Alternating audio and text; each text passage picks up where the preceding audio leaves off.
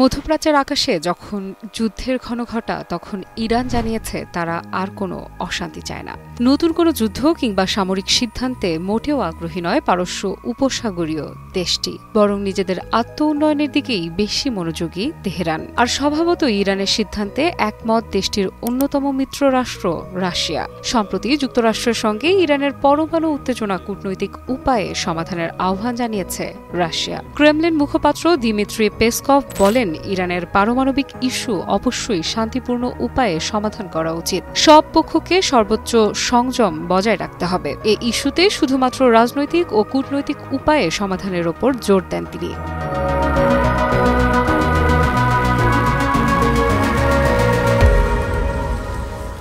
সম্প্রতি যুক্তরাষ্ট্রের president Donald Trump হুমকি দিয়ে বলেন, যদি ইরান যুক্তরাষ্ট্রের সঙ্গে পারমাণবিক কর্মসূচি নিয়ে আলোচনা করতে অস্বীকৃতি জানায় তবে বোমা বর্ষণ শুরু করবে দেশটি। ট্রাম্পের এ ধরনের হুমকির বিষয়ে মন্তব্য করতে গিয়ে পেসকভ বলেন, আমরা বিশ্বাস করি যে ইরানের পারমাণবিক ইস্যু কেবলমাত্র রাজনৈতিক ও কূটনৈতিক উপায়েই সমাধান করা উচিত। এ বিষয় নিয়ে আলোচনা করার সময় কূটনৈতিক প্রচেষ্টার দিকেই মনোযোগ দিতে হবে। এ সময় ইরানের প্রতি বন্ধুত্বের গভীরতা বোঝাতে রুশ সংবাদ মাধ্যম তাসের বরাতে পেসকভ আরও জানান, যদিও রাশিয়া বর্তমানে যুক্তরাষ্ট্রের সঙ্গে সম্পর্ক পুনঃস্থাপন করতে কাজ করছে, তবে ইরান এখনও রাশিয়ার মিত্র ও অংশীদার। তিনি জোর দিয়ে বলেন, মস্কো ও তেহরানের মধ্যে রয়েছে বহুমুখী সম্পর্ক। ক্রেমলিনের মুখপাত্র দিমিত্রি পেসকভের বক্তব্যে এ কথা স্পষ্ট যে রাশিয়া যুদ্ধ বা সামরিক হুমকির পরিবর্তে রাজনৈতিক ও কূটনৈতিক পন্থায় সমস্যার সমাধানে বিশ্বাসী। এটি রাশিয়ার দীর্ঘদিনের কূটনৈতিক নীতির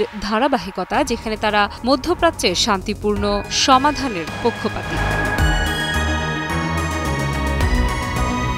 পারমাণবিক ইস্যুতে উত্তেজনার শুরু মূলত মার্কিন প্রেসিডেন্টের এক নিন্দনীয় হুমকির পর। ট্রাম্প হুমকি দেন যে পারমাণবিক আলোচনা ব্যর্থ হলে তিনি 2 সপ্তাহের মধ্যে ইরানের ওপর অতিরিক্ত শুল্ক আরোপ করবেন।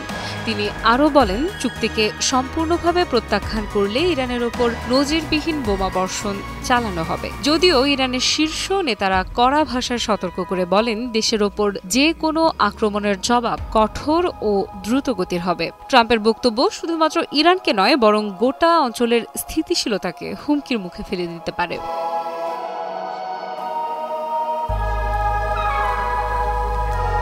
ট্রাম্পের অতিরিক্ত শুল্ক আরোপ এবং সামরিক হুমকি ইরানকে আরও কঠোর অবস্থানে ঠেলে দিতে পারে। এদিকে রাশিয়া ইরান সম্পর্কে যে কোনো কথা বলার সুযোগ নেই, সেটি পেসকভের বক্তব্য থেকে স্পষ্ট। রাশিয়া ইরানকে তাদের গুরুত্বপূর্ণ মিত্র এবং অংশীদার হিসেবে বিবেচনা করে। 2 দেশের মধ্যে বহুমাত্রিক সম্পর্ক রয়েছে, যেমন অর্থনীতি, প্রতিরক্ষা, জ্বালানি ইত্যাদি। তাই রাশিয়া চায় না এই সম্পর্ক ক্ষতিগ্রস্ত হোক। টানা 7মবারের মতো বেস্ট টিস্যু পেপার ব্র্যান্ড হিসেবে স্বীকৃতি পেয়েছে বসুন্ধরা টিস্যু। এদিকে ইরান স্পষ্ট জানিয়েছে তারা কখনোই পারমাণবিক অস্ত্র তৈরি করবে না। ইরানের পররাষ্ট্রমন্ত্রী আব্বাস আরাকচি পুনরায় জোর দিয়ে বলেছেন যে তেহরান কখনোই পারমাণবিক অস্ত্র অর্জনের চেষ্টা করবে না। এ সময় তিনি যুক্তরাষ্ট্রকে স্মরণ করিয়ে দিয়ে বলেন, ইরানের বিরুদ্ধে সামরিক পদক্ষেপের চিন্তা একেবারেই অর্থহীন।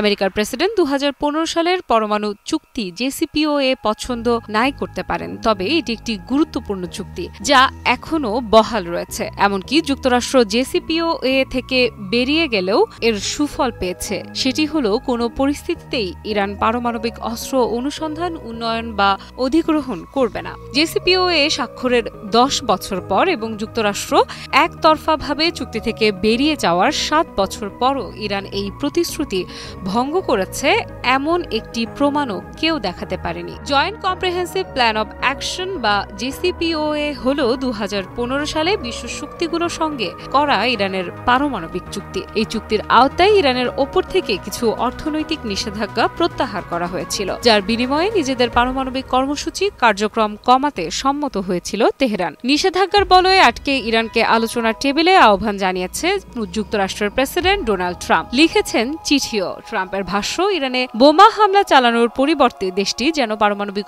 অস্ত্র না পায় সেরকম চুক্তিতে পৌঁছাতেও দ্বিধা অবধানই যুক্তরাষ্ট্রের। স্বভাবতই এমন প্রকাশ্য বেপরোয়া বক্তব্য সহজভাবে নেয়নি ইরান। ডোনাল্ড ট্রাম্পের বল প্রয়োগের হুমকিকে বেপরোয়া এবং উস্কানিমূলক বক্তব্য হিসেবে অভিহিত করেছে দেশটি। এদিকে মার্কিনীদের মিত্র ইসরায়েলের প্রধানমন্ত্রী বেনিয়ামিন নেতানিয়াহু সম্প্রতি ইরানকে সতর্ক করে বলেছেন, ট্রাম্প প্রশাসন আমাদের পাশে থাকলে ইরানকে মোকাবেলায় আমরাই যথেষ্ট। আমরা ইরান অধ্যায় শেষ করতে চাই। অধ্যায় শেষ করার প্রশ্নে ইরানের পক্ষ থেকেও এসেছে কড়া জবাব। দখলদার ইসরায়েলকে ইরান স্পষ্ট জানিয়ে দিয়েছে, ইসরায়েল একা ইরানের কিছু করতে পারবে না। মধ্যপ্রাচ্যে মার্কিন প্রশাসনের হাতিয়ার হিসেবে ইসরায়েল ব্যবহৃত হয়ে আসছে বহু বছর ধরে, আর ইসরায়েলের দৌড় এতটুকুই। অর্থাৎ ইরান যুদ্ধ না চাইলেও স্পষ্ট করে দিয়েছে, তাদের ওপর আক্রমণ হলে তারা কঠোর ও তাৎক্ষণিক প্রতিক্রিয়া দেখাবে। তাই বলা চলে, পরিস্থিতি আরও ঘোলাটে হলে এক প্রকার যুদ্ধাবস্থা তৈরি হতে পারে, বিশেষ করে যদি কূটনৈতিক চেষ্টাগুলো ব্যর্থ হয়।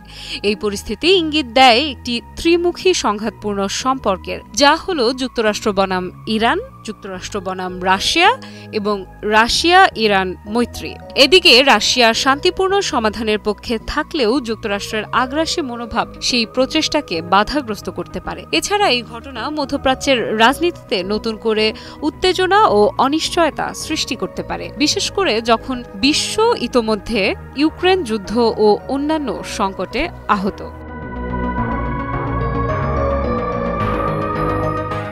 আফ্রিদা ইফরাত, নিউজ 24।